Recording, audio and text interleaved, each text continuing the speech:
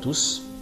Nous parlerons d'un sujet important aujourd'hui et ce sujet nous pousse à nous développer personnellement parce que nous sommes dans une société qui transforme des personnes naturellement concentrées à des personnes totalement distraites avec toutes les distractions qu'il y a. C'est le pouvoir de l'autodiscipline.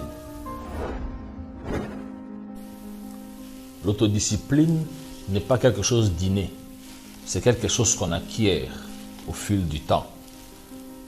Sinon, si c'était inné, des personnes naturellement indisciplinées ne deviendront pas disciplinées dans l'avenir. Ou des personnes disciplinées resteront toujours disciplinées. Alors que nous voyons qu'il y a parfois des personnes très disciplinées qui passent dans l'indiscipline, parfois, carrément. L'autodiscipline peut apparaître sous différentes formes. Par exemple, l'endurance, la retenue ou la décision ferme afin d'atteindre ses objectifs ambitieux, bien sûr. Qu'est-ce que c'est vraiment l'autodiscipline? L'autodiscipline, c'est la capacité de contrôler ses impulsions, ses émotions, ses désirs et même son comportement. Donc, en d'autres termes, je dirais, c'est refuser les plaisirs immédiats et la joie immédiate pour se concentrer sur un épanouissement et un développement sur le long terme afin d'atteindre ses objectifs, comme on a dit, ambitieux. Ça peut être dans le domaine de l'entrepreneuriat, ça peut être dans le secteur politique, ça peut être dans n'importe quel domaine. Nous avons besoin de l'autodiscipline. Et surtout quand nous sommes au début de l'activité. Et même quand on atteint l'apogée de l'activité. Maintenant, parlons du pouvoir de l'autodiscipline. Qu'est-ce qu'apporte l'autodiscipline dans notre vie? 1. L'autodiscipline améliore la productivité, a le pouvoir d'agir sur les idées et donne la capacité de suivre ces idées par des actions concrètes.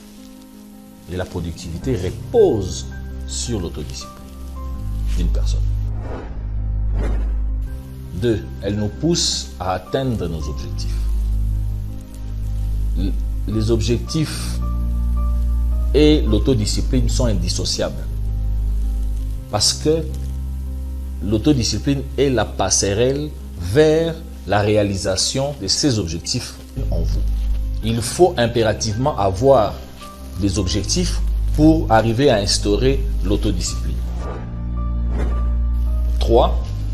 Elle nous pousse à nous surpasser.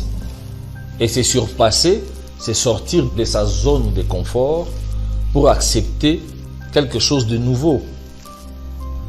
Pour aller dans une nouvelle zone, il faut une force mentale. Il faut cultiver une force intérieure.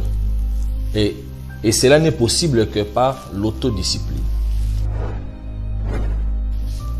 4. L'autodiscipline améliore notre résistance. Premièrement, la résistance physique et deuxièmement, la résistance mentale. Pour la résistance physique, imaginez que vous voulez devenir un sportif de haut niveau et que vous voulez vous entraîner. Si vous ne vous autodisciplinez pas, vous ne saurez pas améliorer votre résistance physique. Donc il faut une certaine autodiscipline afin d'atteindre les niveaux voulus ou dépasser naturellement aussi les niveaux quotidiens. Et pour ce qui est de la force mentale, de la résistance mentale, vous imaginez qu'à un certain niveau, tous nous arrivons à un niveau où nous ne savons plus réagir. Nous ne savons plus prendre des décisions. Mais c'est grâce à une certaine autodiscipline, ça peut vous pousser à sortir de cette zone et à continuer malgré que vous vous sentez limité mentalement. Mais ça peut vous pousser à résister davantage et à vous améliorer. Et bien sûr, quelle que soit votre activité. Et 5, pour conclure là aujourd'hui, l'autodiscipline a le pouvoir d'augmenter la confiance en soi. Parce que le manque de confiance en soi traduit un certain sentiment d'inconfort. Et ces sentiments nous poussent à tâtonner. Par contre, avec l'autodiscipline, ça va augmenter notre confiance en soi et nous donner une attitude bénéfique aux actions que nous avons à mener. Et c'est là, dans n'importe quel secteur de la vie dans lequel vous voulez vous lancer.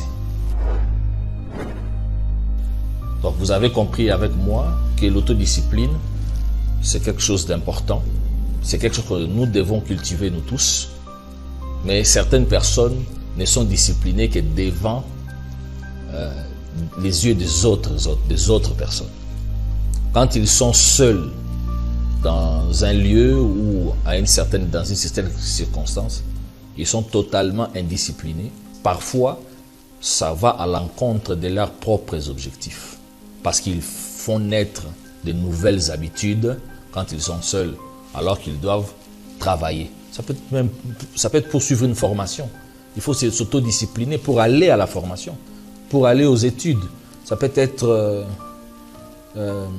dans les domaines de l'entrepreneuriat. Vous vous lancez, vous devez vous autodiscipliner, que vous soyez seul ou accompagné. La discipline doit accompagner. Ça peut être même dans la politique.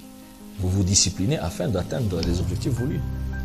Et quand vous vous changez, vous impactez directement les autres. Ainsi, 1 milliard de jeunes seront impactés positivement et pendant plusieurs générations, comme on le dit souvent dans la dynamique Omoja Plus. Merci.